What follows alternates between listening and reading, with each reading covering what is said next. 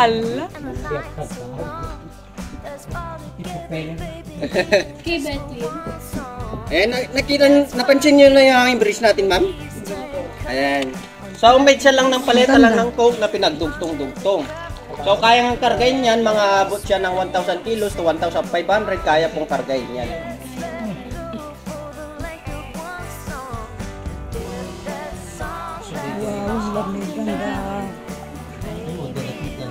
Ayan, moderate. So, meron tayong mga butas na lulusutan pag moderate po tayo.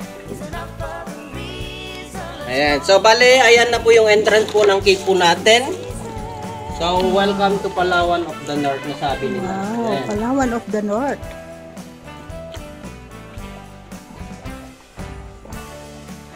Ito di Corontan, mama. Ayan. So, bali dito ma'am, sa tapat naman po natin, umaabot siya ng mga 15 to 20 feet na kalalim dito banda. Oo. Ayan.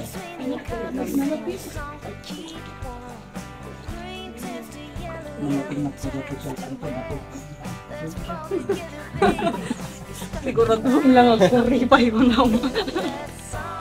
Wow, ang ganda rin naman pala kasi eh. Ako, previous na item. Ayan. Tingin muna kayo dito sa camera niya. Picture kayo dito, mama. 1, 2. Wait lang, maliwanag masyado. 1, 2.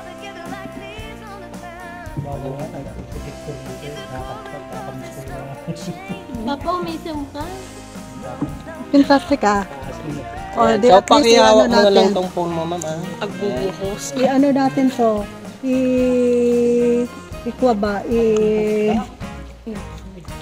Ayan, so sa pagpasok mo, papasok muna tayo sa pinaka-underground niya, tapos babalik tayo dito, tapos dito tayo aakyat mamaya. Oh my God.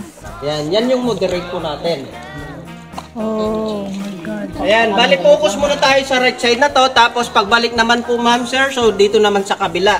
Oh. Kasi mahirap ng pagsabayin yung rock formation kabilaan, baka may step neck po tayo dito sa loob ng cave. Ayan, tanong ko lang dito ma'am sa inyo ma'am, may mga couple po ba dito sa bangka? Couples? Couples. Ayan, couple. So huwag kayong mag-alala kung meron tayong couple sa bangka. So ito po yung tinatawag naming sweet couple, so hindi po sila nagpapauli. Ayan. Wow. So yung lalaki pa lang daw dyan ma'am sir, so nanliligaw pa lang, kaya may space pa yan. Ayan. Pero ewan ko lang kung buntis na daw yung babae kasi malaki na daw yung tiyan. Ayan. And then yung mga pinagbabawal naming hawakan na bato dito sa loob ng kay ma'am, yung ayan po siya. Oh. Alam niyo kung bakit na pinagbawal namin yan ma'am? Ayan, matas na po siya, di na natin kayang abutin, kaya pinagbawal na po namin. Ayan. Tapos baka pag pinilit po natin, tataob pa yung bangka po natin. Saka ito naman yung parang siyang baby Buddha po dito ma'am sir ha. Ayan. Baby Buddha. And then couple nga jellyfish dito naman sa baba. Ayan. So na-imagine po natin. Okay lang naman po pag hindi natin na-imagine. Walang basakan na ng trip dito sa loob ng cave. Basta kailangan po mag-imagine po tayo. So eto naman po yung parang siyang mushroom po dito man sir. So ito po siya. And then yung stalactite sa stalagmite dyan na malapit na silang mag-meet po. So pag nag-meet na po yan, so tawag na po dyan is itinadanan na sila. Wow. Column sa tatawag na yun. Ayun yung example ng mga column po natin. Ayan, yan. So ito yung mga malipitan na pinagbabawal naming hawakan. Ayan, mga rhinestone natin dito sa loob ng cave. Kasi pag nawak-hawakan yan ma'am, sagabal sa paglaki nila, and then may tendency po na mag-iba po yung kulay. I see. Bawal hawakan, pwedeng dilaan, wag lang pong duraan. Yan. Saka ito naman yung parang siyang imahe daw ni Mama Mary dito. Ayan. Wow. Ano mga to na ginawa? Ayan. So wala kayong makikitang man-made, made in China, made in Japan, ma'am. Puro nature-made to lahat, ma'am. Ayan. Ang man-made lang po dito, so itong bangka, tapos tayo lang po, ha. Ayan, libreng tumingin na sa taas. Andito na yung mga fruit bats po natin. Ayan. Wow. Mga paniki po. Ayan. Libre silang pagmasdan, pero pagsara lang po yung bunganga po natin dito, ma'am, ha? Ayan. Pag may pumatak sa inyo na malamig, holy water pa lang daw yun. Pero pag mainit-init na, doon na kayo kabahan, pwedeng fully ship na yun. Galing na sa bat po natin yun, ma'am. Ayan, kaya pag may pumatak sa inyo, pakiramdaman nyo lang kung mainit o malamig. Ayan. Tapos ito naman yung matandang dalaga daw dito na so ito po yung katawan niya, medyo chubby lang kasi itong babae na ito, ma'am. Ayan, bilbilan daw. Ito yung katawan niya. So kahit ganito yung katawan nito, ma'am, sumunod na rin sa oso, nakarebandan na po yung buhok niya. So ito yung buhok niya na. Ayan. So nakaka-discourage lang po kasi dyan yung para siyang puwet ng manod dun sa taas. Ayan. Ayan, kung bakit nga pala natawag na nusok kay ma'am dahil po dun sa butas dun sa taas. Yung kung saan nang gagaling yung maliwanag. Ayan. Ang nusok kasi Ilocano terms po yun, di po ba? Nusok, butas, Abot. abot. Ayan. Saka hindi lang yung nagpapatunay, pati yung bangka natin, it's about. About na dabot na pa yung ma'am. Ayan. Abot kampay. Dito naman tayo sa taas. So, yan po yung mga itim po dyan, ma'am, sir. So, yan yung mga dating kapitan ng mga paniki dito sa loob ng cave nung hindi pa nagawang tourist spot. Pero nung nagawang tourist spot na to, so yung mga iba, nabulabog sila, kaya pumunta na doon. Ayan, kasi dead end na po yung daanan po dyan. Ayan. And then dito na parte, umaabot siya ng mga 30 to 40 feet na kalalim dito, banda ma'am. Ayan, pakiingatan na lang po yung gadget po natin dito. Ayan. Ito na yung part na pinakamalalim dito sa loob ng cave.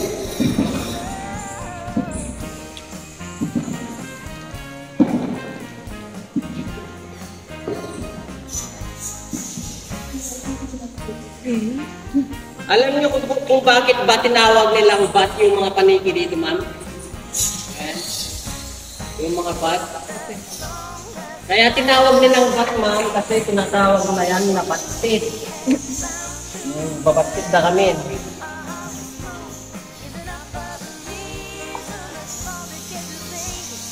Yan.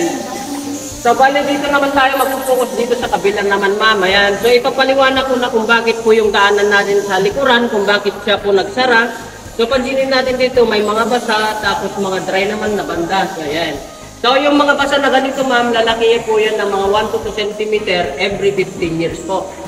Yung mga basa na po yan. So, tapos yung mga dry naman na ganyan, mga 1 to 2 cm every 15 din. Yan. So sabi nila, may time na naman na magpuklus yung daanan dito, yung bato dito sa kabila, magmimit po yan pero abutin pa siya ng mga 1,000 to million years bago po magsara po yung daanan dito. Ayan. Tapos yung view po natin dito, ma'am, yung mga stalactites natin dyan sa taas, so yung mga tubig na pinapatak, so galing po yan sa mga rocks ng kahoy dyan sa taas. Ayan. Kaya pinagbawal nilang magputol dyan sa taas kasi pag nawawala na yung mga kahoy dyan sa taas, may tendency yung mga bato natin dito, ma-overdry sila. Kaya pag na-overdry naman po yung mga bato dito sa loob ng cave, so yun po yung sanhin ng pagkabali niya. Magka-crack na po yan pag na-overdry na yung mga bato natin dito sa loob ng cave.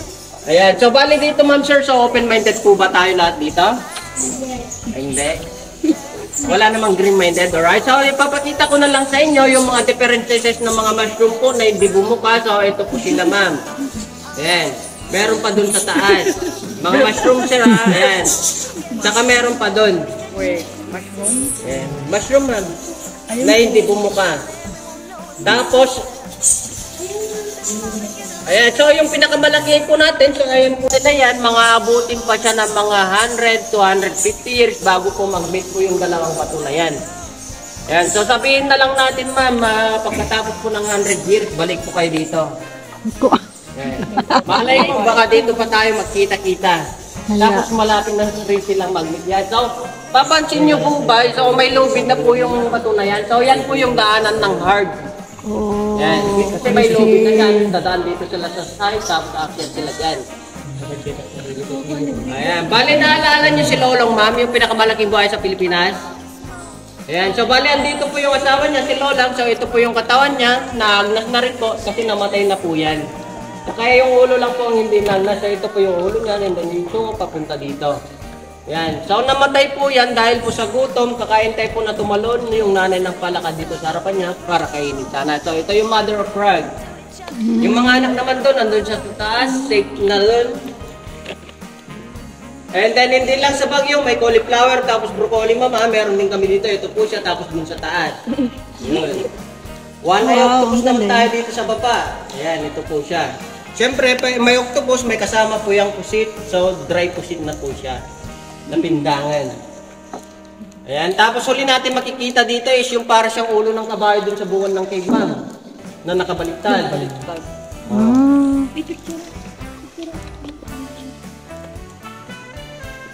Hindi.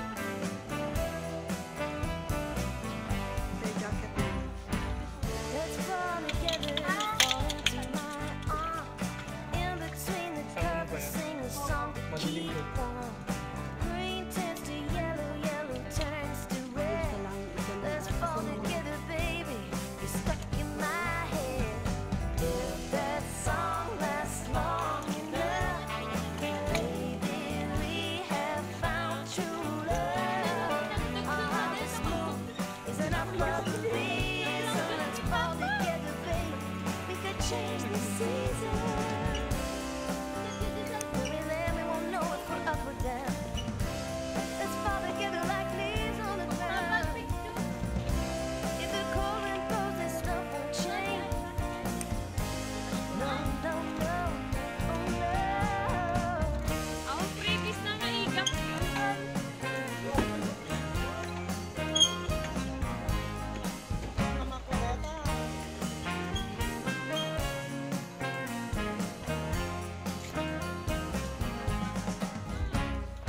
If that song lasts long enough, maybe we have found true love. Our hearts is enough for a reason. Let's fall together, baby. We could change the season.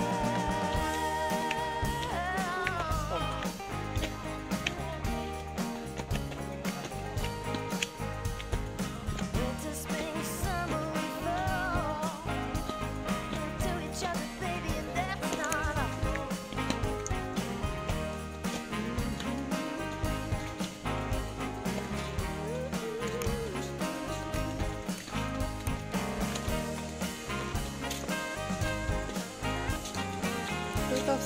Ka nung anak ko,